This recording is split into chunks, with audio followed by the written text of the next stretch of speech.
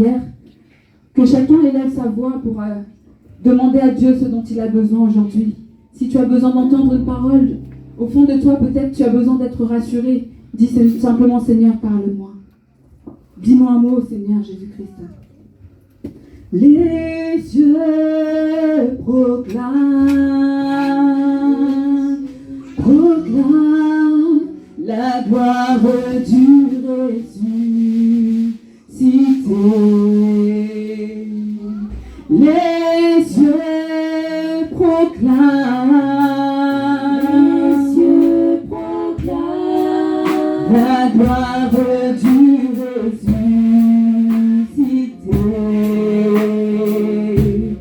Rien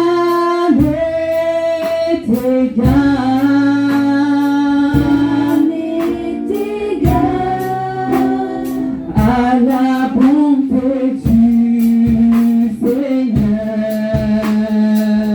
Oh, à jamais il sera.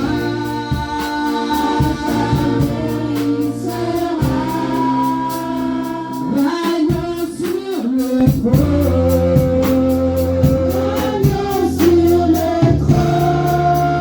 Je fléchis mes genoux.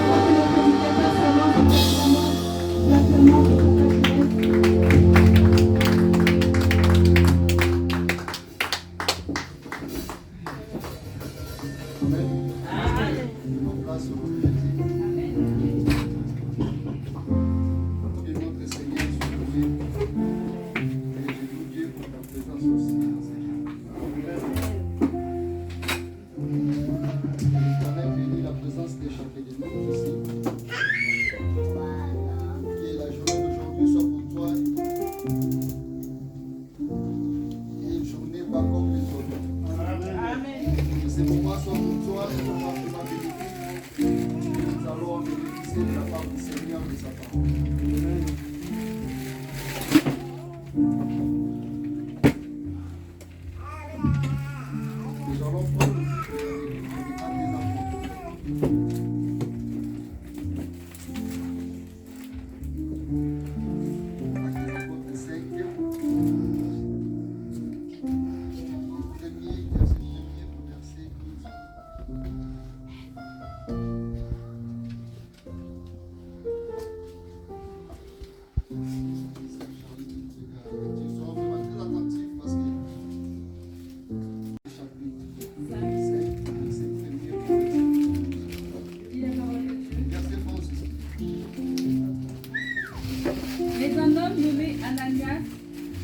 avec Saphira, sa femme, vendit une propriété et retint une partie du prix.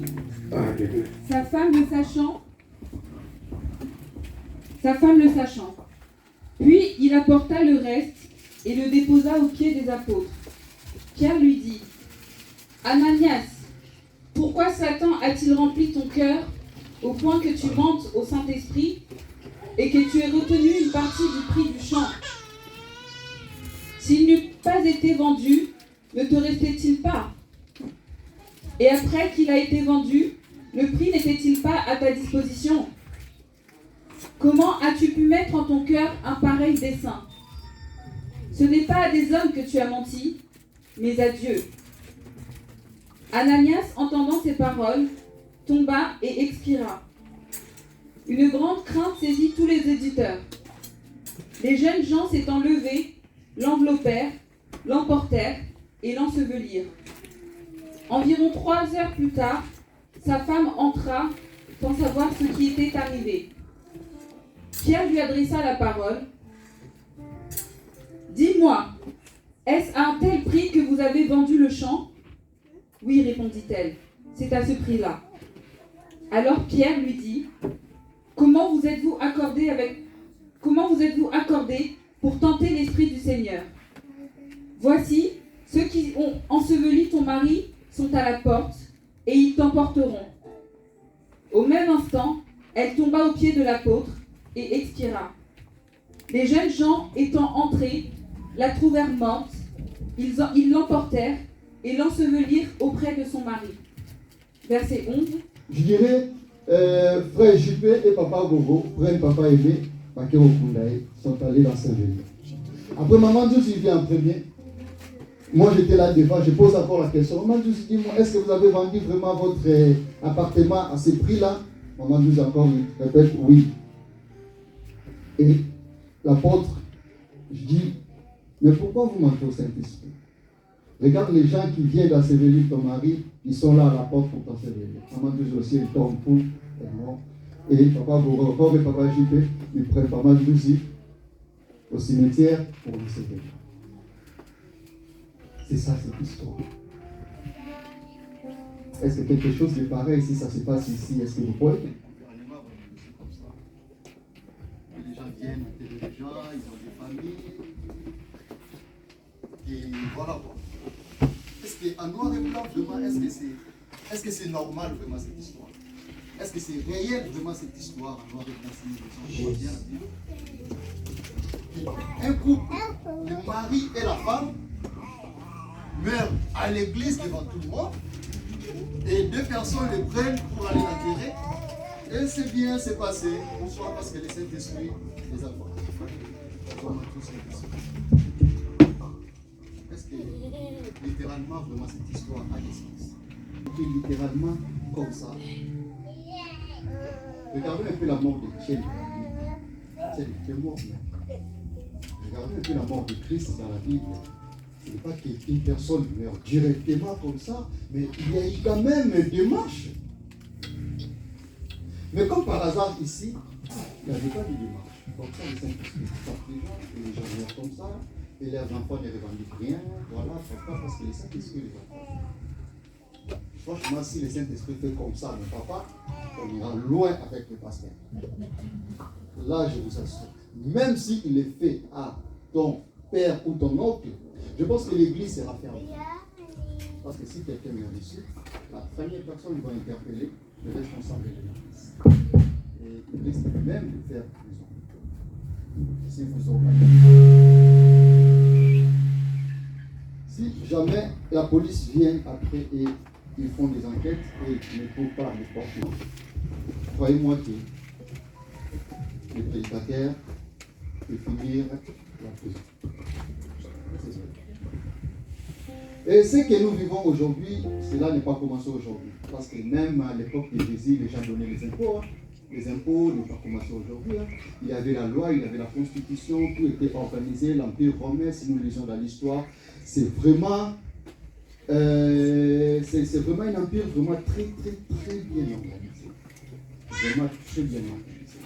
Et je ne pense pas que quelqu'un peut mourir comme ça, un couple, et voilà, le temps est guéri. Cette histoire est vraiment symbolique pour nous. C'est vraiment symbolique. Cette histoire ne doit pas être prise d'une façon littérale. Lorsque nous regardons cela attentivement. Qu'est-ce que cette histoire reflète? Cette histoire parle de la culpabilité. Cette histoire représente la culpabilité que toi tu es en train de projeter dans ton monde, dans ce monde. Cette histoire, en vrai, ça n'a pas de sens, vraiment. Donc cela veut dire que la culpabilité que toi tu projettes n'a pas de sens. Ce n'est pas l'histoire est faux, mais le message qui est dans cette histoire est faux. Donc cela veut dire que ce que toi tu gardes comme message en toi, cela est faux. Nous allons arriver et voir ce message et comprendre comment tu projettes quelque chose de faux et tu t'accroches de cela. La Bible est la parole de Dieu. C'est le Saint-Esprit qui a inspiré la Bible. Le Saint-Esprit a pris les paroles des hommes pour parler au langage des hommes, pour faire comprendre aux hommes les choses. Mais lorsque le Saint-Esprit parle de la mort, l'homme comprend la mort physique. Alors que le Saint-Esprit ne parle pas de la mort physique. Vous voyez un peu. Donc en fait, il y a beaucoup de choses que lorsque le Saint-Esprit parle, tu peux comprendre autrement. Vous voyez un peu même dans les livres d'Apocalypse, lorsque Jean il voit les visions, il était toujours là. Mais dis-moi, qu'est-ce que cela veut dire? Mais il avait vu quelque chose. Il a vu. Mais il voulait savoir l'explication du Saint-Esprit. Parce que voir et comprendre, c'est deux choses différentes. Tu peux voir, mais tu ne peux pas comprendre. Et même aussi dans les livres de Daniel, dans les livres des prophètes, Dieu, il parle, mais les prophètes demandent l'explication. Parce que seule ta compréhension te rendra libre. Si tu ne comprends pas, on peut te poser même des mains, même on appelle le pape lui-même, il vient pour toucher ta tête, mais seule ta compréhension te rendra libre.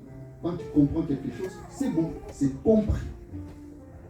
Donc personne ne peut venir pour enlever cette compréhension-là en toi. Parce que, et toi, et la compréhension, et la démarche que tu étais en train de faire pour comprendre, tout se résout à un. Donc il n'y a pas les trois là, il n'y a pas la Trinité, il n'y a pas celui qui cherche la compréhension et les démarches et la compréhension. Donc le trois devient un, et donc on ne peut pas t'effacer cela. Donc tu deviens cela. Donc c'est pourquoi comprendre vraiment la parole de Dieu est beaucoup plus important. Et Dieu, il utilise les langages des hommes. Le Saint-Esprit, il a pris cette histoire pour nous parler de quelque chose que nous tous nous avons. L'homme n'est pas seulement le physique, mais l'homme est l'esprit. L'homme est esprit. Donc, esprit, quand Dieu il dit que l'homme est esprit, ou la Bible dit que l'homme est esprit, cela veut dire que ce que tu penses être là, tu n'es pas. Toutes les pensées, c'est l'esprit qui projette les pensées et c'est lui qui voit les pensées. Donc ce que tu penses être, c'est à partir des 5 heures du matin quand tu te réveilles, il y a une pensée qui surgit qui dit « je suis ». Mais avant 5 heures du matin quand tu dormais, ces pensées-là n'existaient pas, mais les corps étaient là. Il y avait la vie dans les corps, mais les pensées « je suis » n'étaient pas là, mais tu vivais en même temps. Donc cette pensée-là surgit au réveil. Quand cette pensée-là vient, tu dis « ah, je suis là ». Mais est-ce que cette pensée-là est vraie? Cette pensée-là est fausse parce qu'il est à la base de toutes les choses qui sont fausses. Parce que tu ne peux pas dire c'est là, mais tu es là, tu vis, tu es en vie. Mais lorsque surgit cette pensée-là te sépare d'une réalité. La vie n'est pas en l'homme. La vie est tout ce que nous voyons. La vie est tout ce que nous voyons. Mais lorsque la vie entre dans la bouteille qui est l'homme, l'homme, il croit être cette personne-là qui est là. Et non l'autre. Et non Papa Jérès et non Agogo. Et cette unité-là, à la base de tout cela, c'est lui qui surgit au réveil. Donc les G-là, ils n'existaient pas en vrai. Et Dieu, il nous appelle maintenant à tuer ces G-là lorsqu'il dit aimeras ton frère comme toi-même. Pourquoi? Parce que ton frère et toi, vous êtes un. Mais dans le physique, tu ne peux pas comprendre cela. Et tu aimeras Dieu de toute ta force, de toute ta force, de tout ton esprit, de toutes tes pensées. Donc cela veut dire que de tout ce que tu es, donc il fait l'effort pour te faire comprendre que tu vois tout ce que tu vois là, et Dieu, et toi, et l'autre. C'est un. Donc il faut comprendre cela. C'est cette vision-là que nous avons perdue lorsque une personne qui dit, moi je reste, il arrive. Donc on perd cette vision-là. Donc je ne suis plus la riche, je ne suis plus l'autre.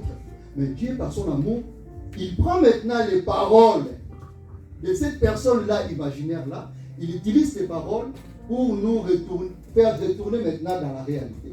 Et ces paroles-là de cette personne a beaucoup des imperfections parce que cette personne-là déjà, sa vie, donc, quand il surgit déjà, c'est quelque chose de faux. Donc, tout ce qu'il peut comprendre ou peut faire, c'est là. C'est pour ça que les hommes aujourd'hui, ils ont peur de la mort, ils ont peur de ceci, ils ont peur de cela. Pourquoi? Parce qu'ils croient être cette enveloppe. Mais alors que tous les livres saints disent que l'homme est esprit. Donc l'homme, ce n'est pas ce que nous voyons, mais c'est lui qui est à l'intérieur. Et ce message concerne maintenant, c'est lui qui est à l'intérieur là.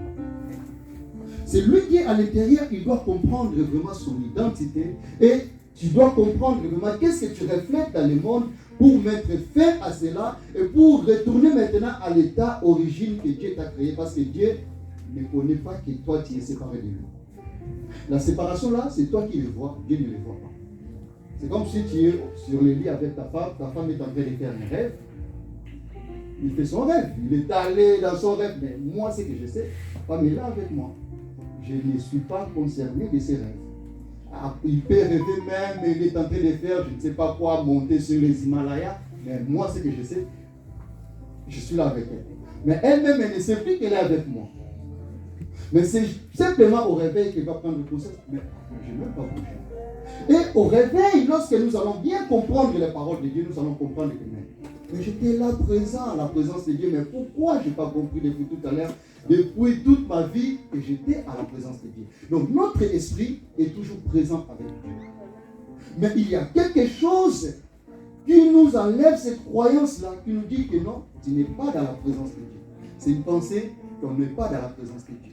Et cette pensée-là est une pensée fausse, parce que Dieu est tout ce que nous voyons. Même l'infini, le temps est une petite partie de l'infini. Lorsque nous prenons le temps, on le fait sortir de l'infini, il y a un commencement, il y a un fin. Mais lorsqu'on le remet dans l'infini, il n'y a ni commencement, il y a ni fin. La vie que nous avons, c'est une petite partie de l'éternité. Lorsque ça sort de l'éternité, ça a une naissance et la mort. Mais lorsqu'on le remet dans l'éternité, c'est l'éternité. On ne peut pas voir le début ni la fin. Et ce que nous avons perdu, c'est quelque chose de vraiment beaucoup plus important. Si tu ne les comprends pas, tu peux commencer à courir derrière les choses du monde. Tu peux avoir même des millions. Tu peux avoir même tout ce que tu veux. Mais arrivé à un moment, tu vas parler comme ça le monde.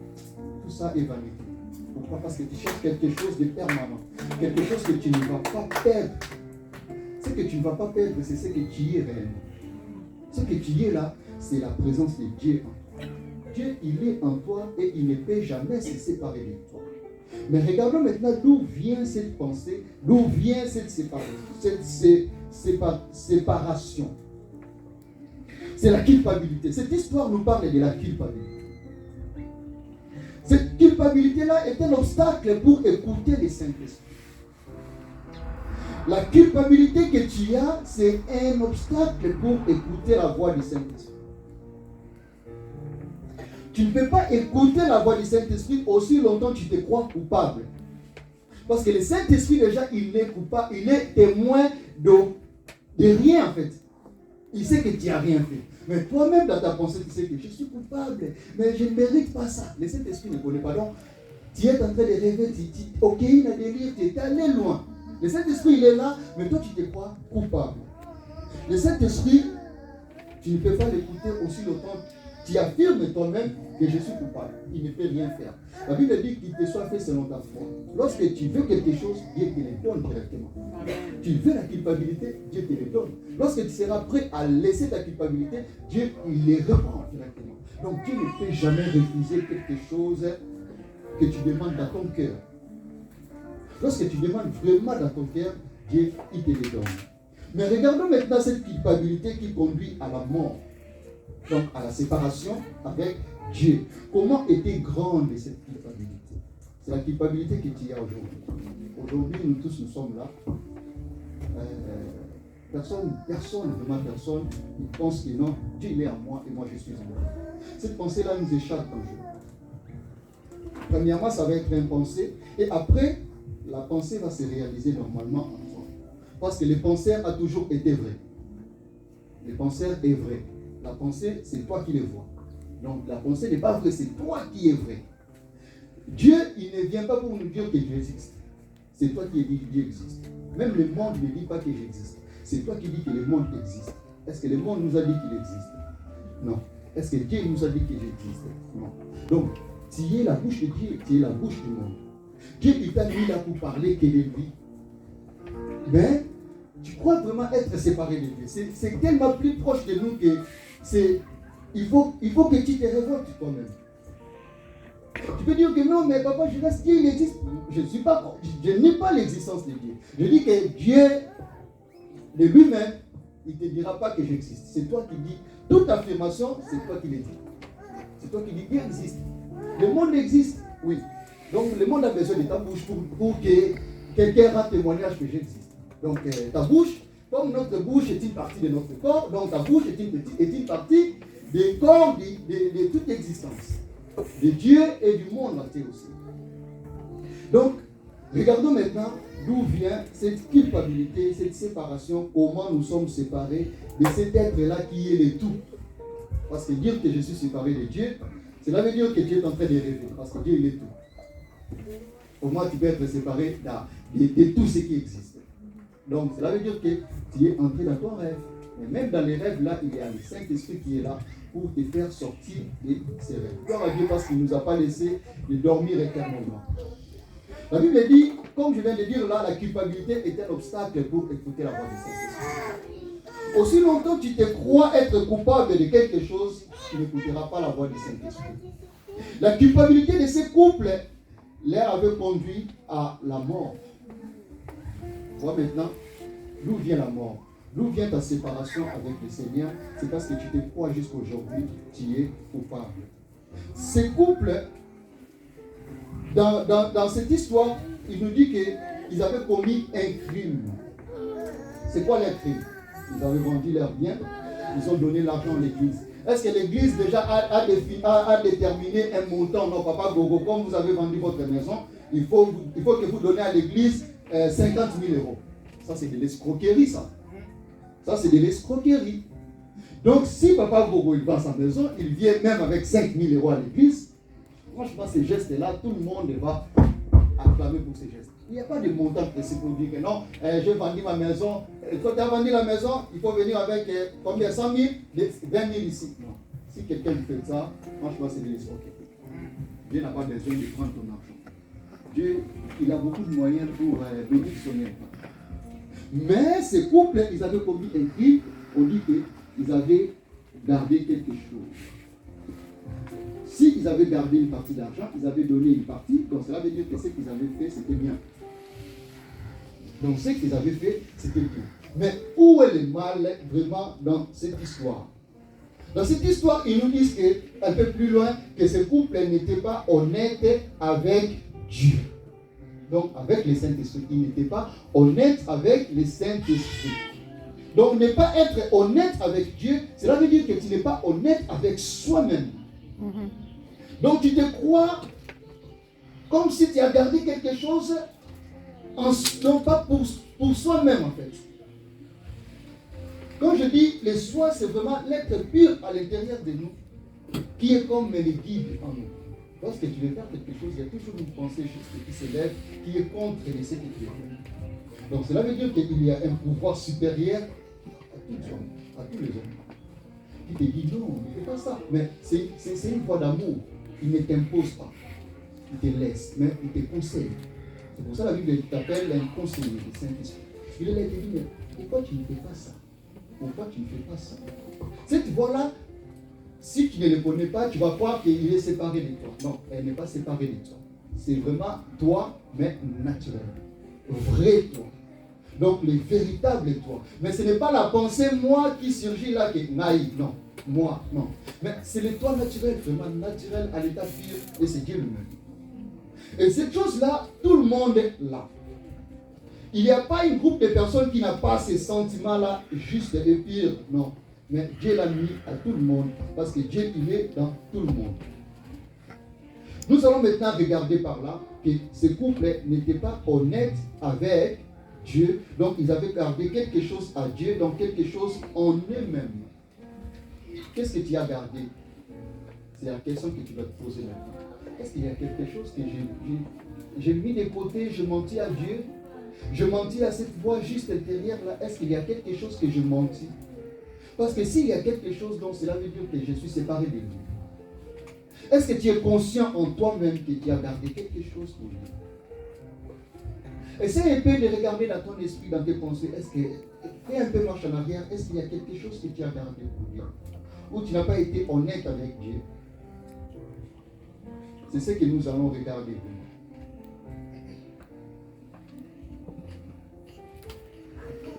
Parce que cette chose-là nous rend insensibles de la voix du Saint-Esprit. Regarde dans ton esprit, regarde en toi-même. S'il n'y a rien, donc cela veut dire que ta culpabilité n'a pas de sens. Si tu n'as rien trouvé, c'est que ta culpabilité n'a pas de sens. Donc il faut le comprendre et le laisser. Parce que si toi-même consciemment tu sais que je n'ai rien gardé pour Dieu, même si tu gagnes un salaire de 5 000 euros, tu donnes 50 euros chaque mois, ce n'est pas un péché. Ce n'est pas un péché. Dieu ne viendra pas pour te dire que non, il faut donner 500 euros. L'or et le diamant appartiennent à Dieu. Dieu, il veut simplement que tu lui donnes avec amour. Ouais, donc avec amour, tu prends vraiment de ton propre gré et tu donnes à Dieu parce que j'aime Dieu. Mais ce n'est pas que Dieu il est là, non, ça se peut, ma soeur, donne 5 000, non. Dieu ne veut pas faire ça. Si Dieu commence à faire ça, nous allons fouiller tous sur l'église. Parce que l'homme, comme il est là, il ne veut pas qu'on lui donne, lui impose des choses. Non. L'homme n'est pas fait comme ça. L'homme aime la liberté et Dieu nous a créé libre. Même si tu reviens avec 1 euro devant Dieu, même Jésus-Christ l'a dit dans les temples. Regardez tout ce que l'on donnait, c'est cette femme-là. Il a donné le peu qu'il avait. Mais il y avait des riches qui ont rempli les paniers. Mais il a dit non, Dieu ne regarde pas beaucoup d'argent, mais Dieu regarde le cœur. Donc le cœur, c'est vraiment ce que Dieu regarde en nous. Dieu ne regarde pas ce que l'apparence en fait. Dieu ne regarde pas l'apparence parce qu'on apparaît toujours ce qu'on n'est pas. Oh, ce qu'on apparaît là, tu n'es pas. Tu es ce que tu es, simplement. Toutes les apparences sont fausses. Nous voyons même le maquillage, quand le maquillage est comme ça va du bal va amasser. Je regardais sur les réseaux sociaux, un homme il se maquille jusqu'à tel point il est devenu une femme.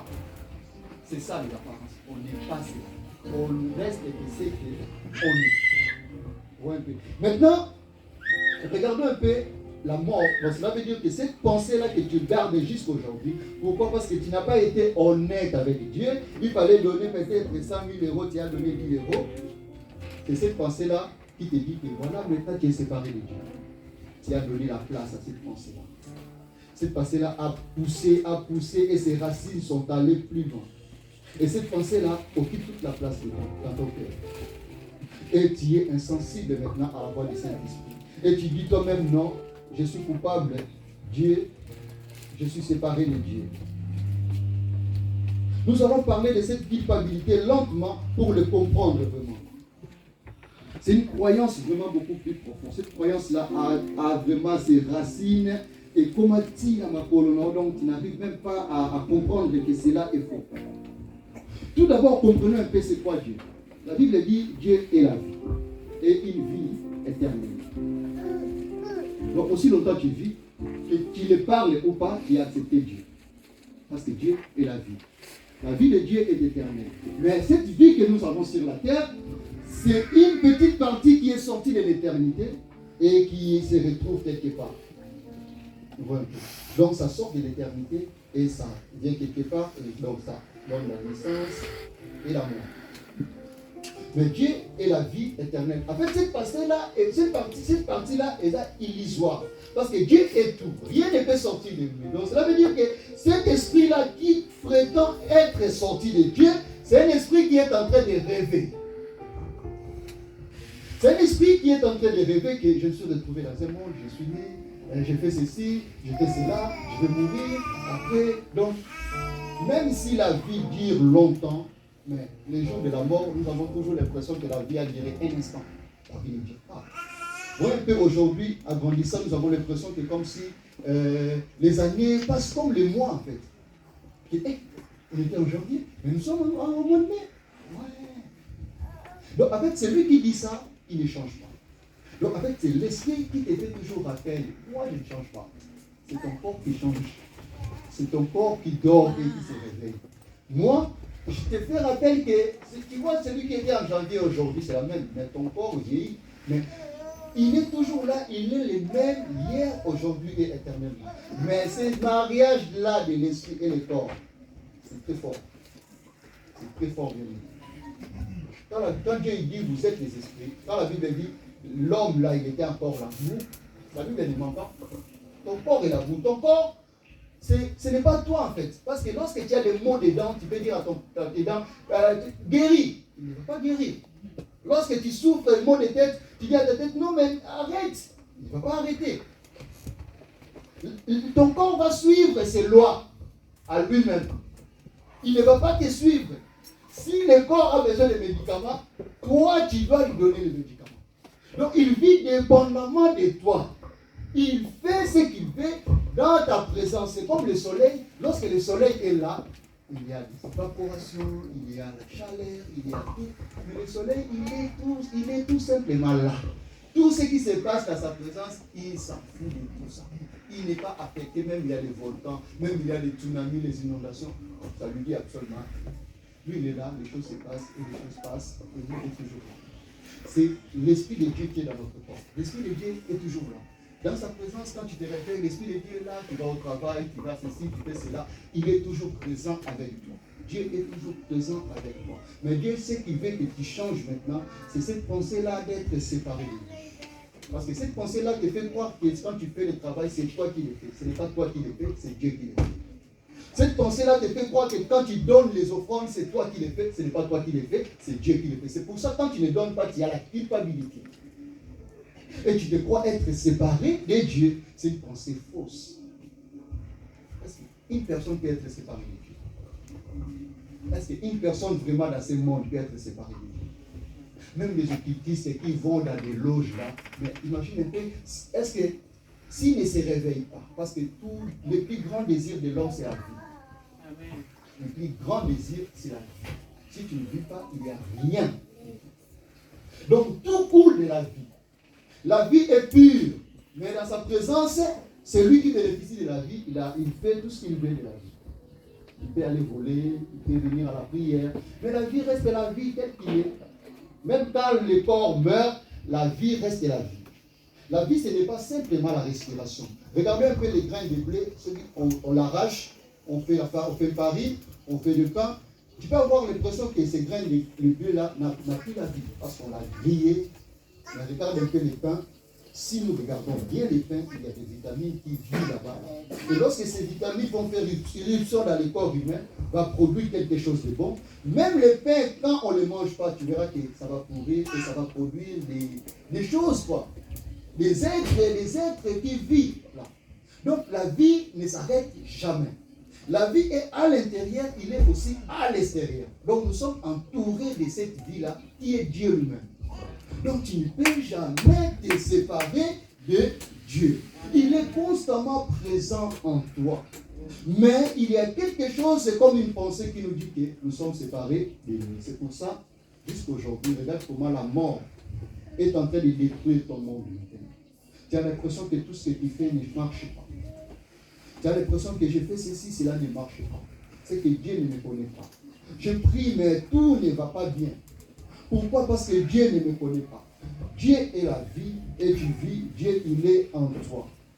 Mais qu'est-ce qui te dit que Dieu n'est pas en toi? Parce que tu sais que Dieu est parfait et toi tu es rempli de péchés. Tu sais que Dieu, il ne prend pas du vin, toi tu prends du vin. Dieu ne prend pas du vodka, toi tu prends du vodka. Pourquoi? Parce que tu te prends par erreur pour un corps. Parce que lorsque le corps est malade, tu prends des médicaments, non? Est-ce que Dieu prend des médicaments? Non. Lorsque le corps a besoin de ceci, il a besoin de cela, c'est ton corps. Il a besoin de cela. Mais il faut simplement comprendre que dans une compréhension juste, que ce corps, c'est un enveloppe. Alléluia. Ce corps, c'est un enveloppe. C'est l'Esprit de Dieu qui donne la vie dans ce corps. La manque de cette compréhension, c'est la culpabilité. Et cette culpabilité-là te dit que tu es coupable et tu es séparé de Dieu. C'est tellement simple. C'est pour ça que j'avais dit que cette histoire n'a pas de sens. Pourquoi? Parce que ta culpabilité n'a pas de sens. En fait. Ça ne mérite même pas d'être. Donc c'est toi-même qui dis que non, je suis coupable. Dieu n'est pas témoin de cela. Dieu, depuis qu'il t'a créé jusqu'à aujourd'hui, il n'est témoin d'aucun crime. Il sait que tu es son fils et bien-aimé. Il t'aime d'un amour éternel et à jamais séparé de lui. Amen. Mais d'où te vient cette pensée-là que je suis séparé de Dieu, que j'ai fait ceci, j'ai fait cela. Il a dit à l'homme, qui t'a dit que tu as mangé ces fruits? L'homme il a dit non, c'est la femme qui m'a donné. Et la femme qui t'a donné cela, c'est le serpent. Le serpent, on écrit les serpents dans la Bible, mais les serpents c'est la pensée. L'apôtre Paul explique les serpents comme la pensée. Les serpents, lorsque Jésus a fini son jeûne de 40 jours, le serpent est venu. Le Fils de Dieu transforme le serpent. Ce n'est pas un serpent qui est venu comme ça et commence à parler, non. Tu peux t'enfermer dans ta maison, tu verras que les serpents vont venir. Il vient même en pleine prière, tu vois qu'une pensée surgit en toi. Oh, il faut aller sur Instagram, mais tu es en pleine prière. Les serpents, tu ne peux pas les sauver. Tu ne peux pas mettre des barrières, quoi que ce soit. Il est toujours là. Donc, le jour-là au jardin, Paul et Adam et Ève, ils ont écouté leur pensée, qui est la parole de Dieu. Et lorsque tu écoutes ta pensée, tu te retrouves dans l'illusion. Tu perds la pensée, tu perds la vision de Dieu, tu perds la voix du Saint-Esprit. Automatiquement, comme on se retrouve aujourd'hui. Donc, c'est les serpents qui conduisent ta vie. C'est pour ça qu'il y a peur de la mort. Mais Dieu ne connaît pas cette mort.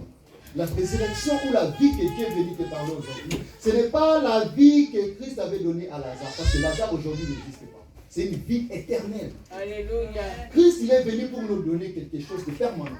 Éternellement vrai. Amen, amen. Ce n'est pas un mari que tu vois aujourd'hui, demain il va mourir et tu vas te démarrer encore, même 15 000 fois. Mais c'est quelque chose, c'est un mari permanent et juste et vrai. Ce n'est pas des enfants que tu vois aujourd'hui et demain peut-être ils vont te laisser dans la maison de retraite. Mais c'est quelque chose en toi qui te dira que non, en tout cas, je suis installé dans la vérité. Je ne suis pas seul parce que je n'ai jamais été seul. Alléluia. Donc c'est une compréhension juste que Dieu il est en moi. Que la culpabilité là n'est pas juste. Regarde cette culpabilité là, ils ont créé une catastrophe dans ton monde. Rien ne marche. Rien ne marche. Pourquoi? Parce que tu es en train de l'entretenir. En fait. Tu n'écoutes plus la voix du Saint-Esprit. Tu écoutes que les serpents. Tout ce que les serpents te disent, toi pour toi, oui. Tout ce que les serpents te disent, toi pour toi, oui.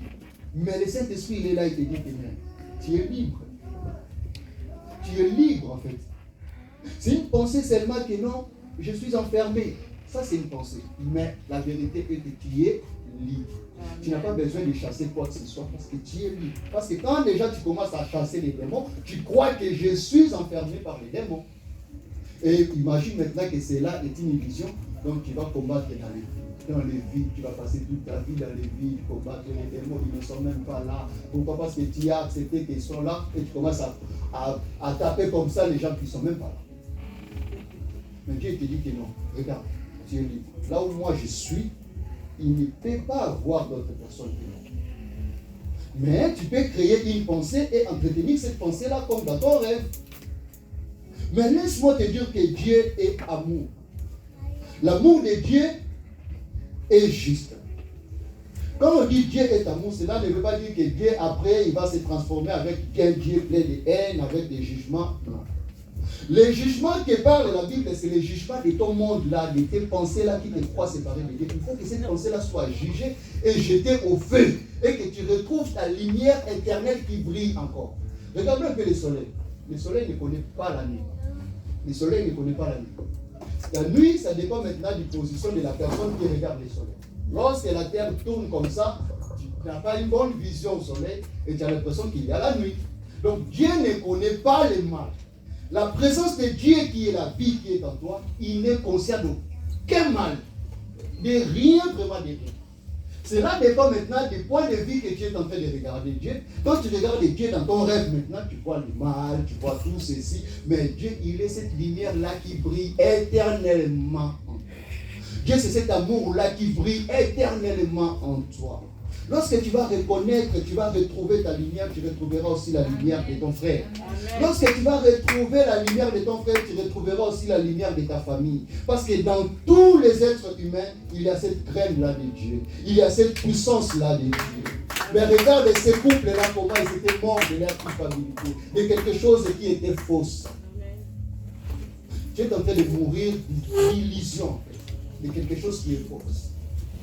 Est-ce que quelqu'un, regardez un peu dans ces mondes. J'ai posé cette question à un frère. La première question, j'ai dit, est-ce qu'il y a quelqu'un sur la terre qui peut désobéir à la volonté de Dieu? S'il y a quelqu'un sur la terre qui désobéit à la volonté de Dieu, c'est que le monde est un fruit d'hasard. C'est qu'il y a beaucoup de Dieu. C'est que cet homme-là aussi est Dieu. Parce que pour désobéir à la volonté de Dieu, il faut être Dieu. C'est clair et net, hein? Parce que tu ne peux pas désobéir à la volonté de Dieu. C'est moi qui peux dire qu'il a désobéi à la volonté de Dieu. Mais donc c'est ce que moi j'ai défini par rapport à l'acte que tu as fait. Pourquoi? C'est ma définition. Je ne peux pas définir quelque chose que je ne connais ni commencement ni fin. À un fragment de temps, je dis que ce n'est pas la volonté de Dieu. Mais ça a commencé depuis 1990. Moi, je le vois à 2021 et cette chose-là va aller jusqu'à 2050. Je ne sais même pas sa fin. Mais pourquoi je peux dire qu'ici, ce n'est pas la volonté de Dieu? Je connais ni tête, ni pied. Donc, je ne peux pas dire que ce n'est pas la volonté de Dieu. Dieu, il sait d'où il prend les choses. Il sait comment il achète les choses. Dieu, il a donné à Joseph la vision et il a mis dans le cœur de ses frères la haine pour vendre Joseph. Et cette haine-là, c'est une haine parfaite de Dieu. Parce que Dieu avait besoin d'élever Joseph. Dieu avait donné à Jésus-Christ 12 disciples et il a mis la haine à Judas pour vendre Christ.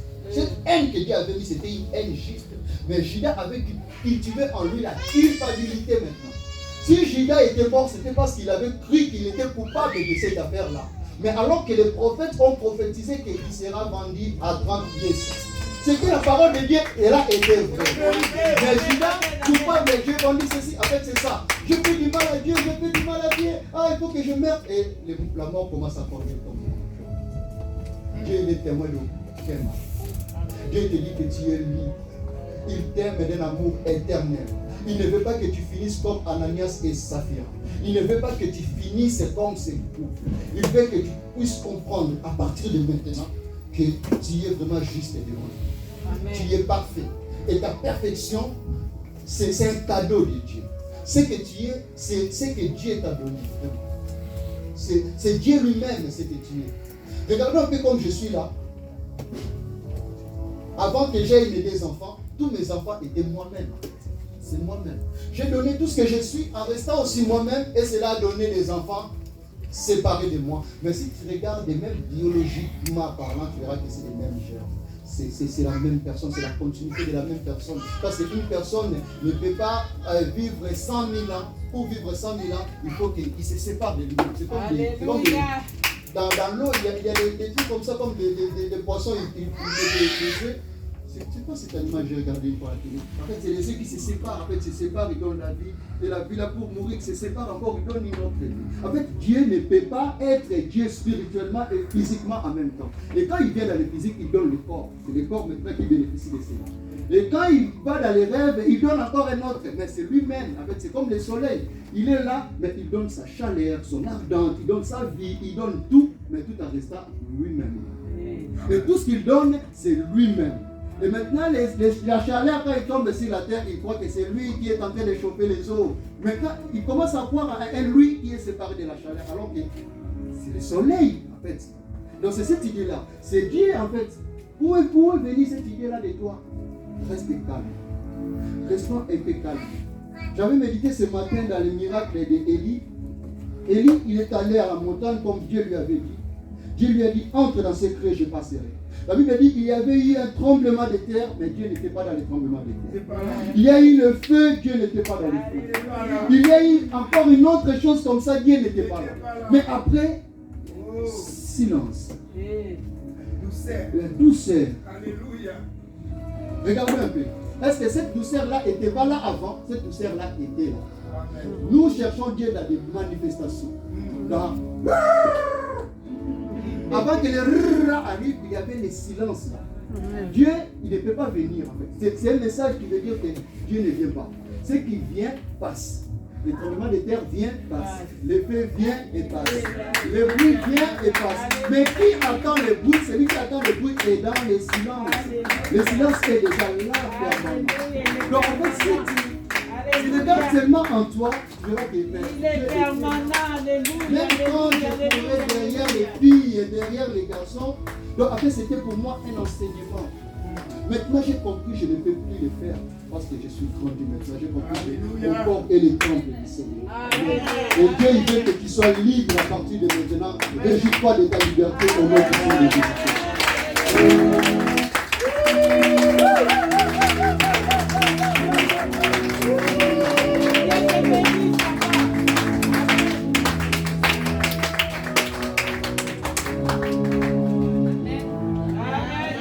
Nous lever. Nous avons été tellement bénis par cette parole. C'est dur de prendre la parole après un message si puissant. C'est très dur.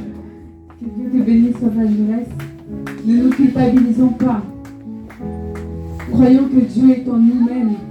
On ne peut pas se séparer de Dieu. C'est tellement puissant. Moi, j'ai envie juste de dire merci à Dieu pour son amour. Parce qu'il est toujours en nous. C'est nous qui avons tendance à nous culpabiliser, à nous éloigner. C'est humain, c'est normal. Mais aujourd'hui, réalisons un peu ce message. Et essayons de renouer. Moi, j'aimerais que nous prenions même 2 minutes pour prier, pour dire à Dieu, papa, je m'abandonne à toi. Parce que peut-être que tu avais cru que tu avais commis un péché tel que tu étais éloigné de Dieu. Mais Dieu nous dit qu'il nous aime quoi que nous fassions. Parce qu'il est en nous et que nous sommes en lui. J'aimerais que nous prenions vraiment 2 minutes pour prier. Commence à intercéder. Avant même que la chorale nous emmène, prends même 2 minutes pour intercéder pour toi-même. Ne sois pas timide, bien-aimé. Livre-toi de ton cœur, du fond du cœur. Livre-toi à lui. Je me livre totalement, Seigneur.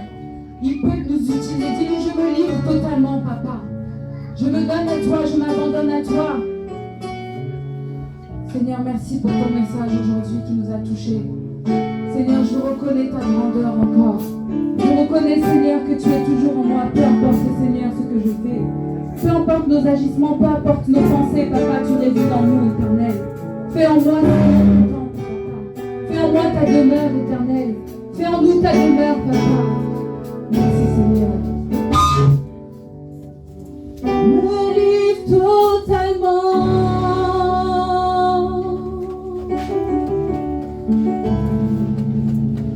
Je me livre totalement. Tu peux.